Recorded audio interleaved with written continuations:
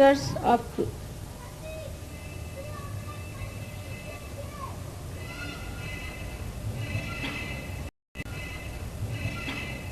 As it is today, a question has been put forward before me that why our attention gets lost. In the modern times, why our attention is not towards God. And that in modern times, why a human being has gone down in his quality of humanity. These questions point out to one single fact, that our attention has been challenged by modern times. कृपा करून कुणी उठून जाऊ नका. जरी मराठीत नाही बोलले तरी हे सगळे मंत्र आहेत. हात माझ्याकडे करून बसा तर सगळ्यांना समजेल.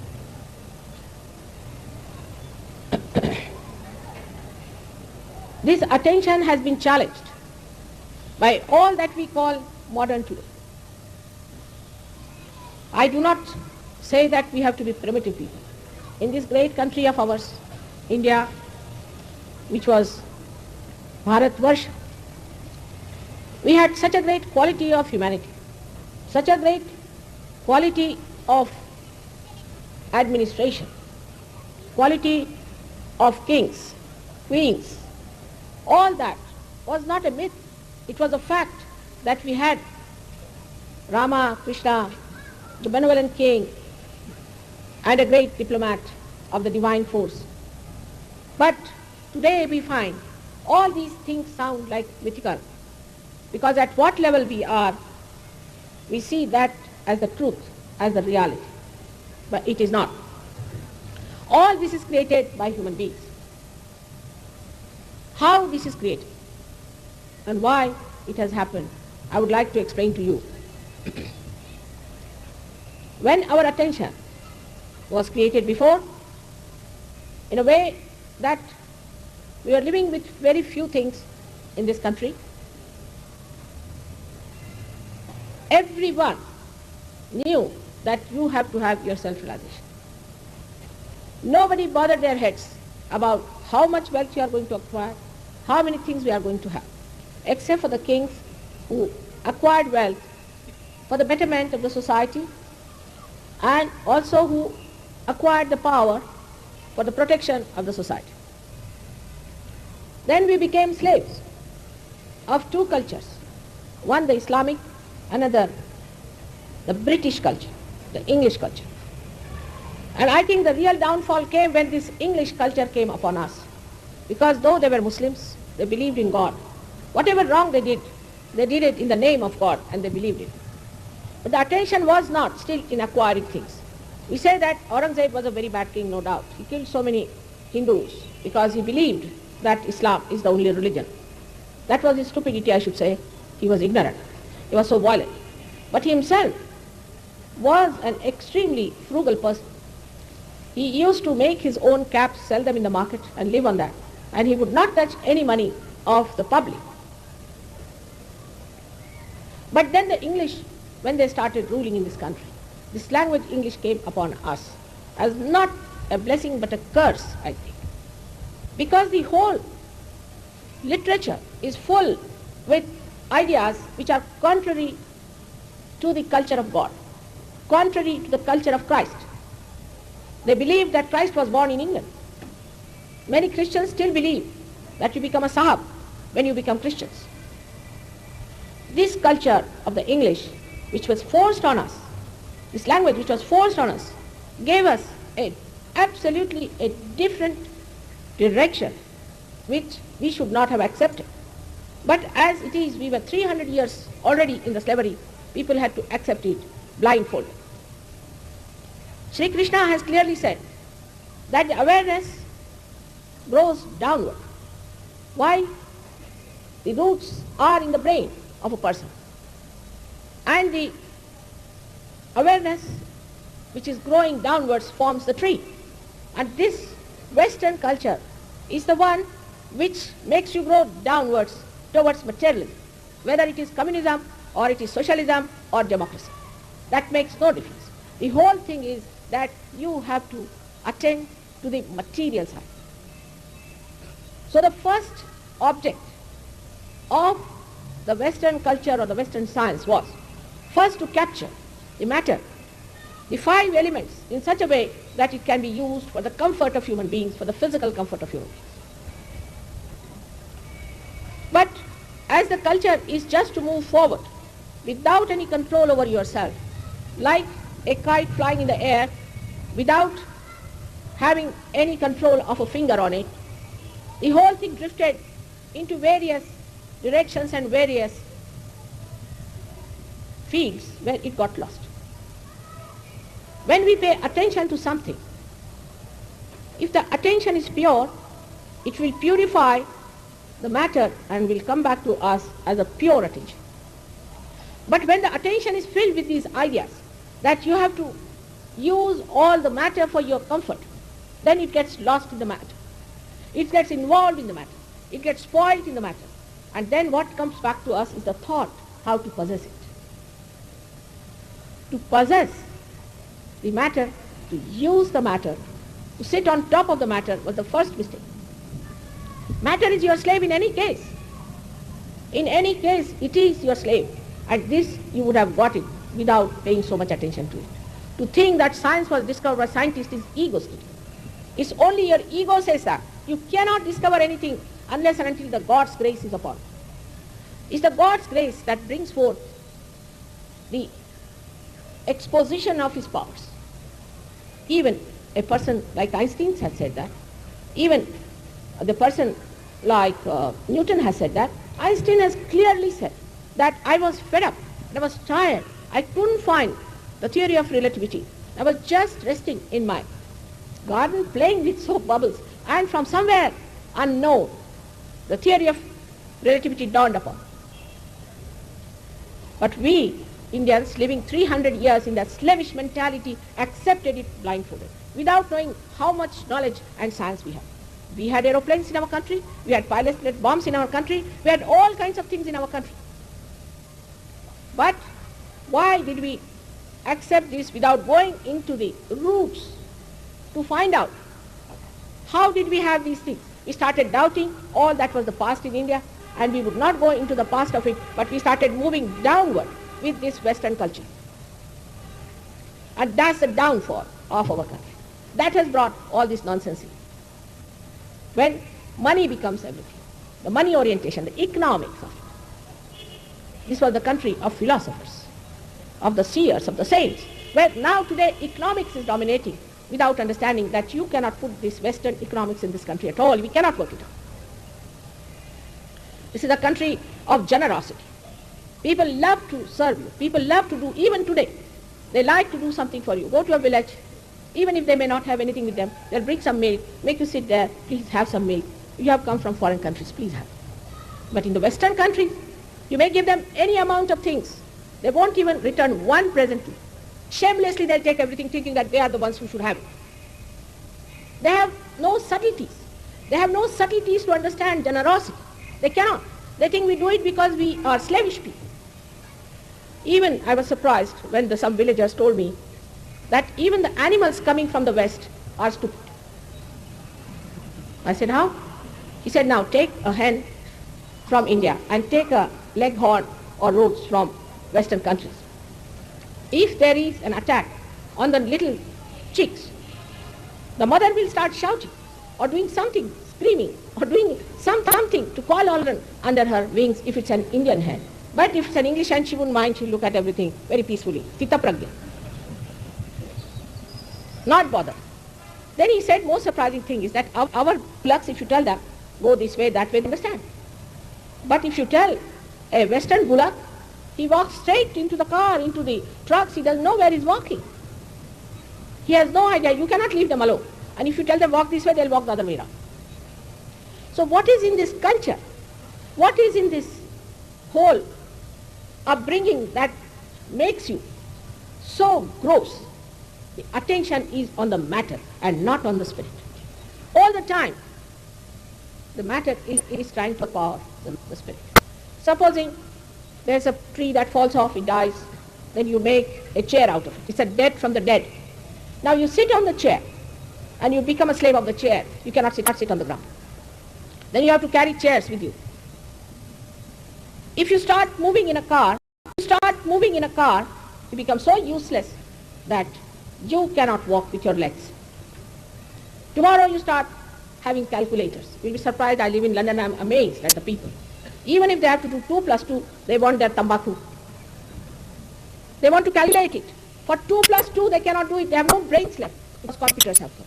So plus 2, you cannot walk with your legs. Tomorrow you start having calculators. You'll be surprised. I live in London, I'm amazed at the people. Even if they have to do 2 plus 2, they want their tambaku. They want to calculate it. For 2 plus 2, they cannot do it. They have no brains left because computers have come. So as a result of this machinery, the machines that have created, we say the machine age, what an age it is, and the age of development. Without any control, if the machines have gone up to this point, it is time that we understand we should not go too much towards it, that we become slaves of this machine. The machine is like a devil. It requires, like a devil, all the time to eat something. Like you in England, it's impossible to get fresh food. You have to go to the main market to get it. But in America, it's even worse. And in most of the countries, they have everything packed, everything in a plastic bag, everything measured. You go to the shop, you get this. Nothing fresh. There is no taste in the food. Now they are using chemicals. They put chemicals in the body of the animals which they eat, put chemicals in the foods that they eat, put chemicals because the machine must have a quantity. To have the quantity, they have to do all this. So what you are taking is all these chemicals. As a result of that, what you are developing is nothing else but your destruction. So all this attention outside into the matter builds up your destructions gradually. The attention gets fragmented. For example, you are talking to someone. This is a very modern stuff. I have seen many. You are talking to someone and this person is looking somewhere else.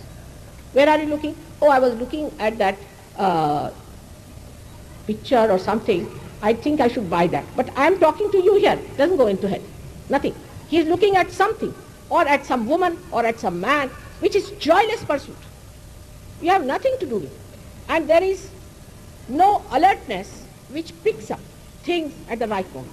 Then another thing a gentleman told me, whose 4 children are in an English school and 1 child in an Indian school. He says, these 4 children don't talk much. They think no end of themselves. And they don't know.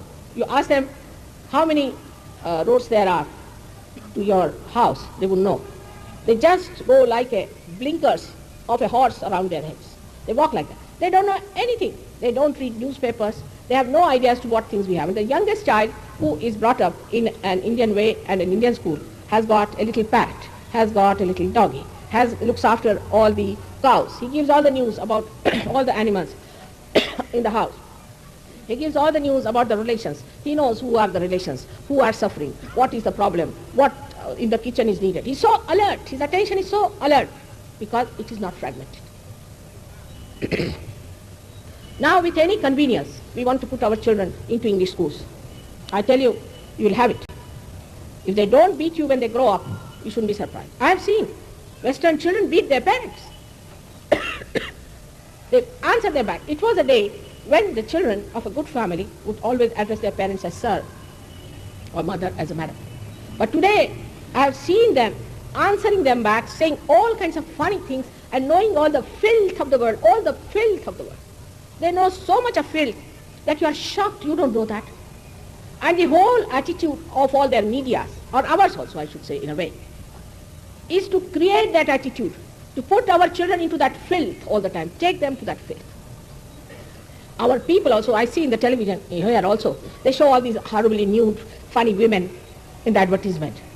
Because these advertisements and the medias also work out your attention onto the gross. They play on your weaknesses. That's how they make you weak. And when you become weak, they become very powerful. Then the media is so powerful you can't do anything. There is no purity in their hearts to do benevolence, to do good to the people, as we call janahit. There's not in their mind at all. Somehow to make money. What's the harm in making money? It's surprising how people are compromising for the sake of money. Money doesn't give you joy. I have to tell you, it cannot give you joy. Don't run after money. Have an integrated attitude towards money. Money is the blessing of the Lakshmi. And the Lakshmi is a very beautiful woman who has got a very motherly attitude. She is the mother. A man who has money has to have motherly attitude. She has got 2 lotuses in her hands. Pink shows that she is love. She expresses her love in 2 of her hands, which also means a lotus which is pink is even entertaining a thorny bhaura, we call it, the black beetle, which has got thorns on its soft petals and gives it a place of rest. How many of these rich people in this country, and especially abroad, would entertain such an idea of having a place for a ashraya, for a support for the persons who are like a bhaura? Then the other hand, which is like this, has to be daan. You have to give. If you have money, you must give. How many of them know where to give money? They'll give money to places where people will cheat them, like Rajneesh. They will not give money to the poor. They will not develop anything for the poor in a proper way. The other day I was surprised. I went to Pune. We have there a very good system started called as Jana Shanti, where people give food for 2 rupees, very good food for one meal, very, very good food, excellent food they give, and sufficient for 2 rupees. And they said all the president downward people came here, we had to spend money on their reception, we gave them this, that, garland, this, that, and everybody gave big, big lectures. And nobody is willing to even give them a place on rent. No one wants them there because they think you will go into competition with others who are making profits and will not get votes. So the whole system is so funny that you end up at a point that they want to give money because they want to have votes. They want to win the elections because they want to make money. I mean, I came to this country and everybody is saying, what's the matter, why can't we get plot? Because the person wants to eat the money. Here everybody eats the money. Eating the money. Paise khate. Te paise khata, te paise khata, te paise khata. Said, don't they eat their food? Why are they eating food? Money? This is the trouble of this country has come because money has become the most important thing for them. Nothing that they think that this body, this being, this is a collective being. This is a samuhik being. It cannot be happy with this kind of a harm we are doing to our society. All those who do things like this, their 7 generations will be cursed by God. You must understand. Those who make money at the cost of the poor people, they will be cursed forever. And one should not join such people even if you have to suffer.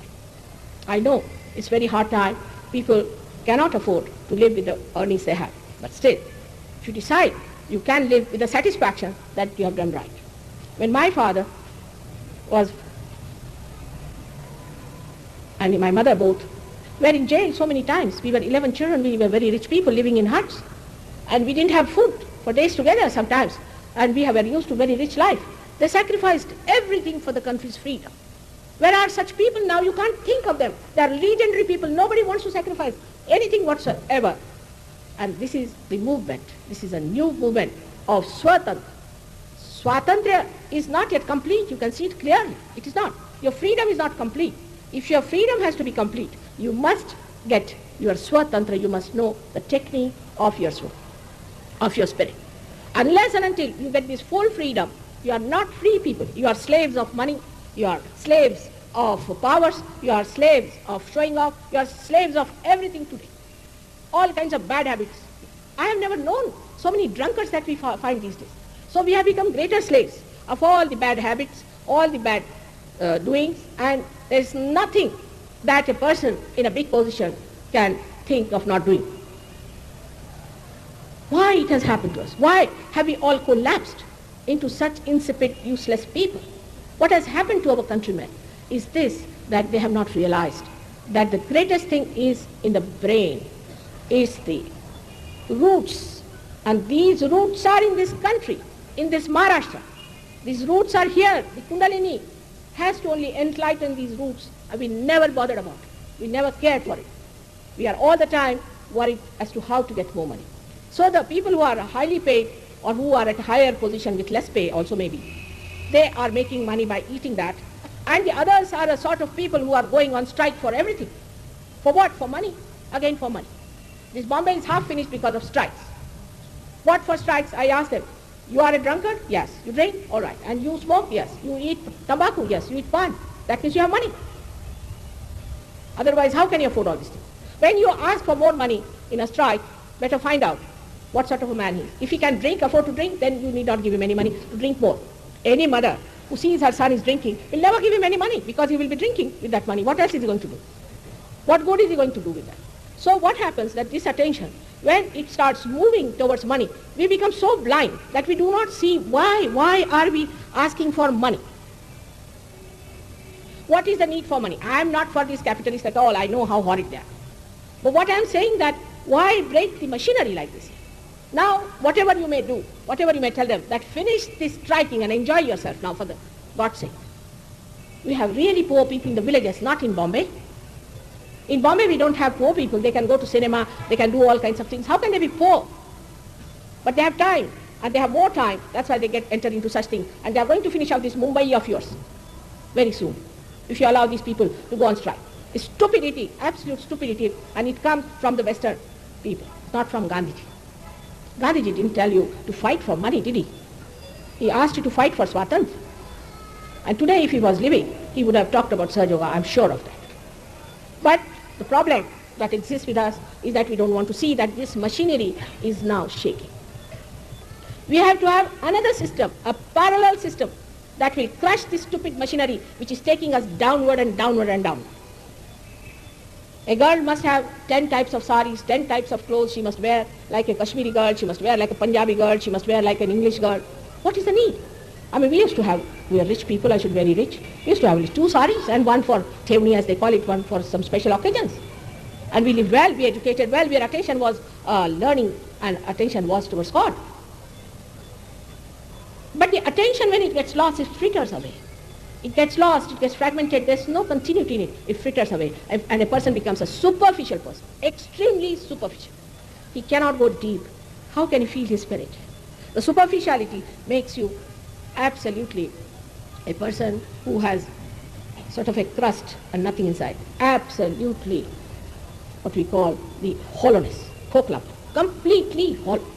If you just break that man, you find out he is not a man of character, he is not a man to be depended upon, he is not a man who talks good of others, he will try to pull each other. This is what happens to your attention, and you become extremely, extremely low-level human being.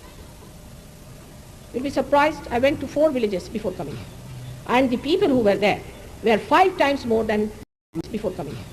And the people who were there were 5 times more than Bombay people.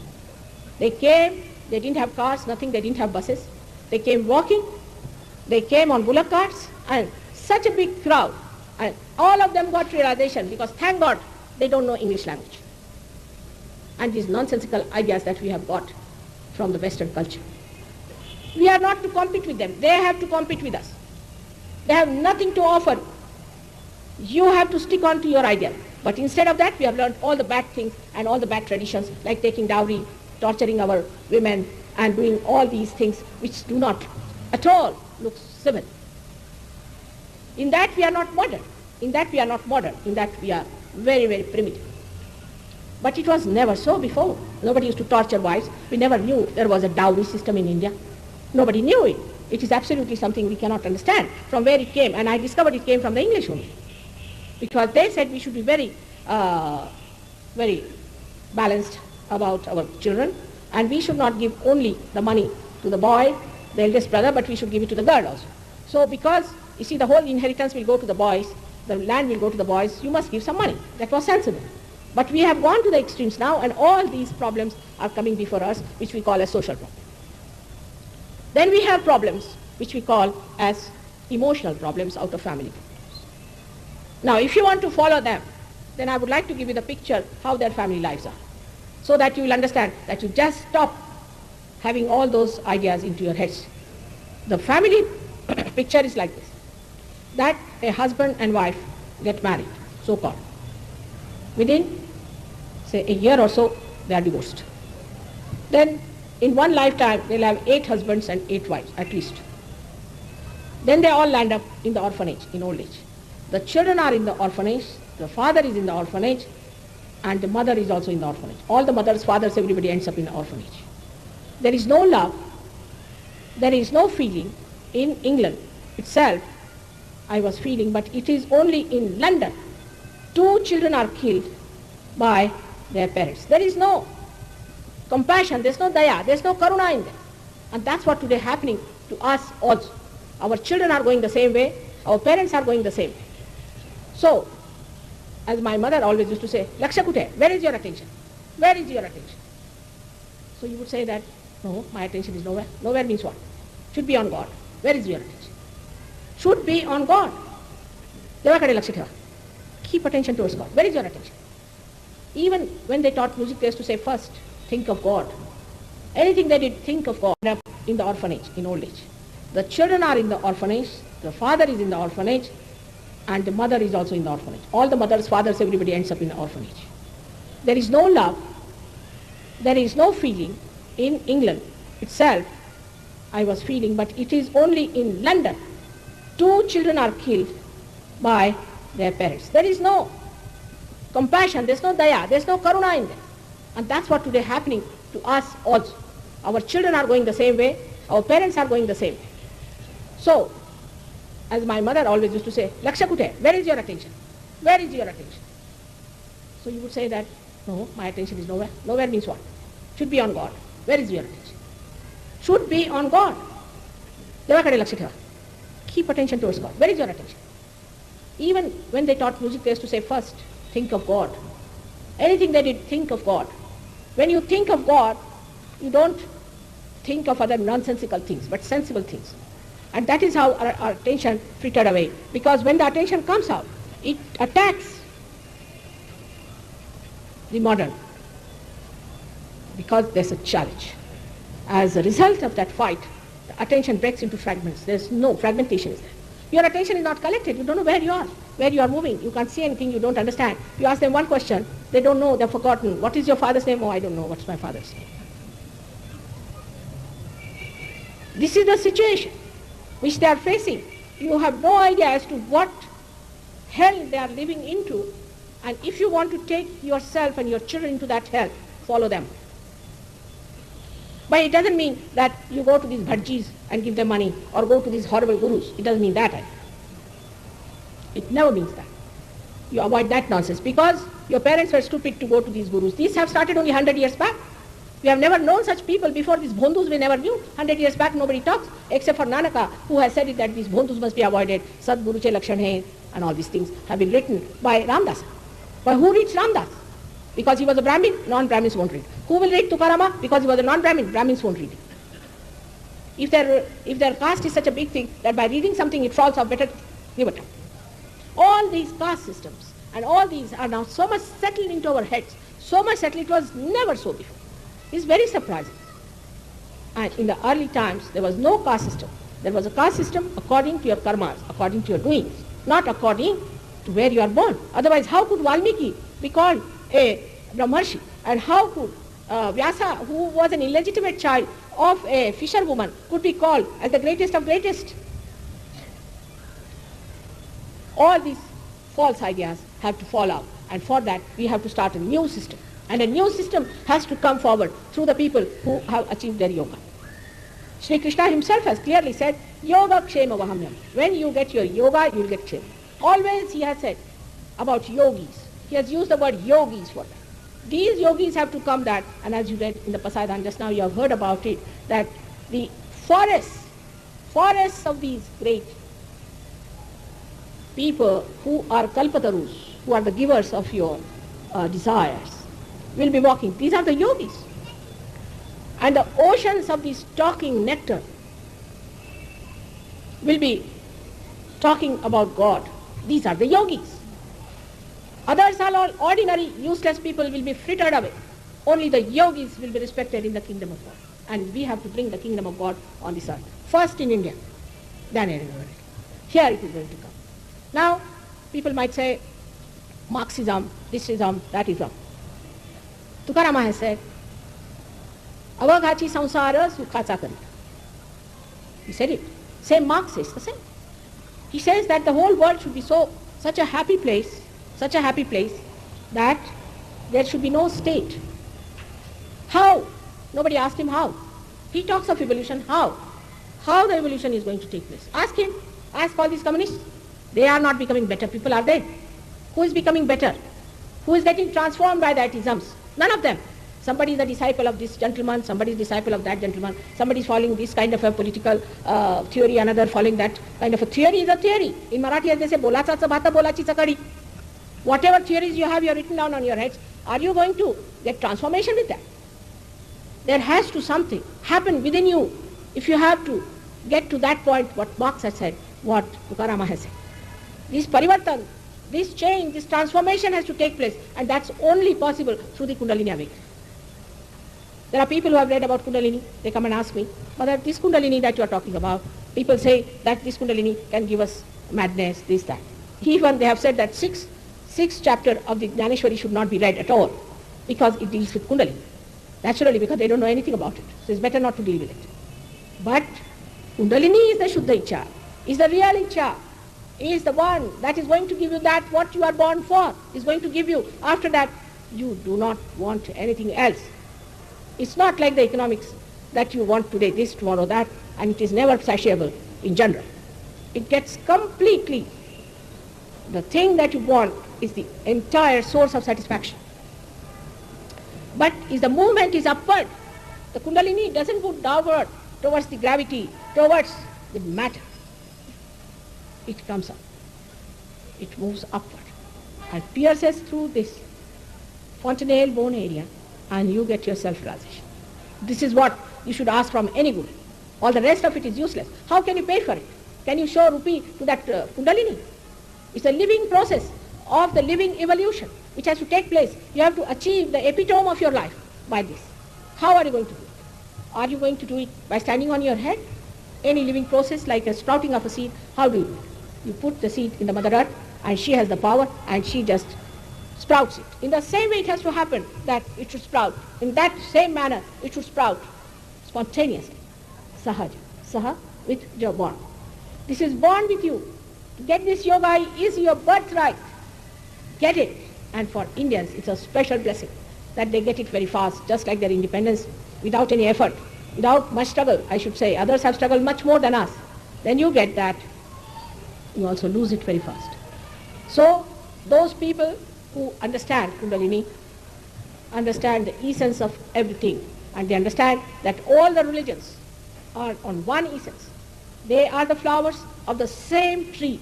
Stupidly we are fighting here. Christ has said, those who are not against us are with us. Who are those? Christians don't want to find out. Now they are after Christ's life. Hindus don't want to know about it. There is no greatness of art. I would say now there was a problem in Aurangabad, and the people attacked. They should not have attacked, all right. But we have to understand what has happened in this war, where we have gone wrong. We should see our mistake. In a masjid, whatever it is, it's a God's place. It's a God's place. And in a masjid, if they are meditating, you should not make noise. If you are insulting that, you are insulting Vithala himself. In the Vithala Mandir, you have a different type of arti, all right, have it. In that arti, if somebody starts doing discotheque dance, how will you like it? In the same way, if that is a place of ibadat, is a place where people are praying in a dhyana. Just now we are so quiet. We are sitting in the surrounding horrible noises, but everything is quiet. That's why we are enjoying. And if that is the way they want to meditate, must we go and disturb them for something that some boys are troubling and all that? Can't we respect it to show our greatness? Thorpada. Must we do that? Is it very important that at that time we should take these Besura, Betala bands in front of that? Why don't we see that we also must respect whatever is God everywhere? This is the mistake we commit. In the name of religion, we insult God himself. When they say Allahu Akbar, they mean Virat, means Sri Krishna itself. If you come to Sahaja, you will know that they are all related to each other. That Muhammad Sahib was nothing else, Mahamedha. He was the Dattatreya himself. This is the Medha. And he is settled down there. I know he was given poison and he was tortured. And the same thing when we are doing to it by saying that Muhammad was wrong. He was not wrong. Who was wrong are the Muslims. Who was wrong is the Hindus. Who was wrong are the Christians. They are all against all these prophets, all these great incarnations and bringing bad names. Let us start understanding. Let us start respecting. Let us be great. Let us be noble. Let us be higher people of affection, compassion, and understanding. Let us be those people. Let us start. Let us start a nucleus like that. If we can do it, we can make all those who have gone down also pull back, all of them upward. It was built in this country, this system. Whole thing was built in this country that we should ascend. Very beautifully done, long time back, but was lost in the deluge of modern life.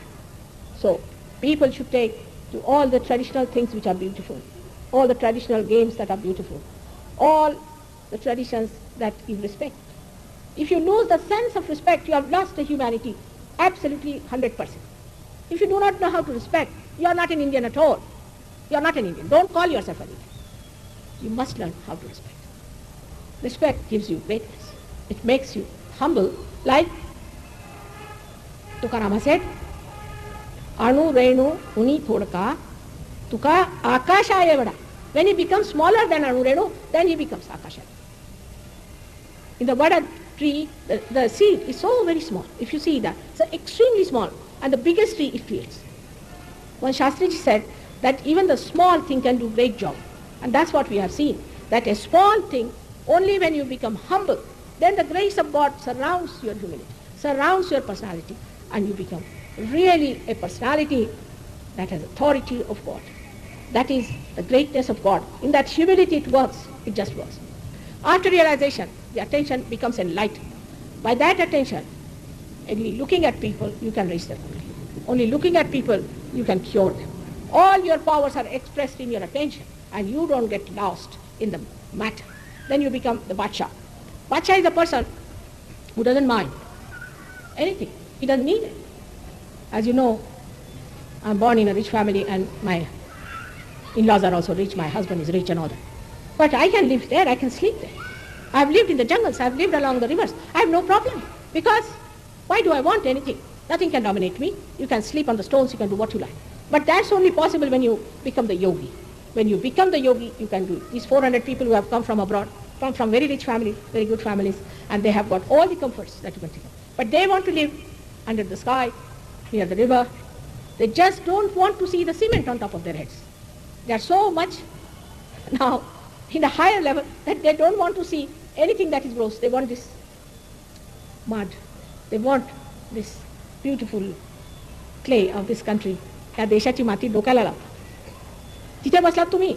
You are sitting on top of that. And what are you doing? Your attention. Where is it?